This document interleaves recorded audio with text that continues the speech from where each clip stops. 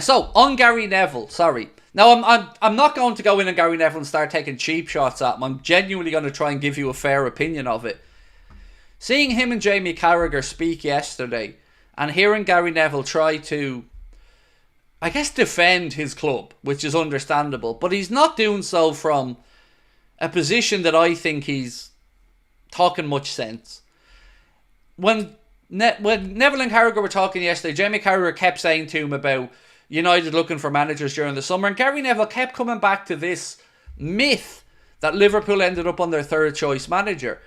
And I don't think Carragher challenged that quite enough, because we don't know Arne Slot was in any way Liverpool's third choice manager. What we know is everybody was looking at Alonso and everybody was interested in Alonso, but Alonso never committed to anything and nobody ever made a move for him. So he was being looked at, absolutely. The stuff around Ruben Amorim, he was never offered the job, never going to be offered the job. So I think Neville's been a little bit disingenuous there, talking about Arne Slot being Liverpool's third choice. I'm not aware of that. Nobody I've spoken to is aware of that. So I think that was wrong. Whatever way he wants to dress up United looking at another manager in the summer, we all know the truth of it was, yes, maybe they couldn't find the manager they felt was enough of an upgrade, but also they didn't want to pay out the money that you would have to do to get rid of Ten Hag unless they found that other manager. So it's just kicking the can down the road.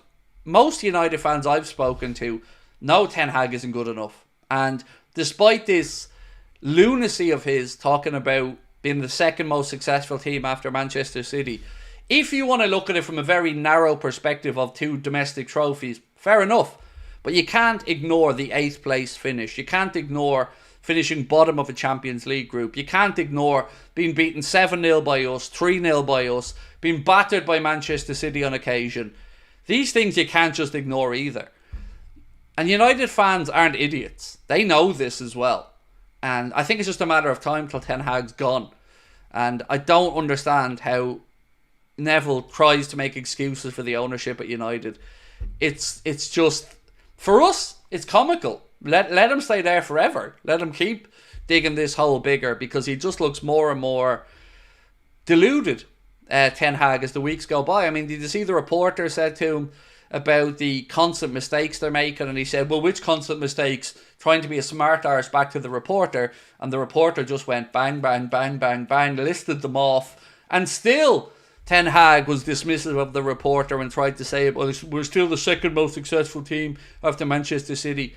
He is the most arrogant, deluded manager I can remember in the Premier League for quite a while, whose talent doesn't back up the arrogance that he has.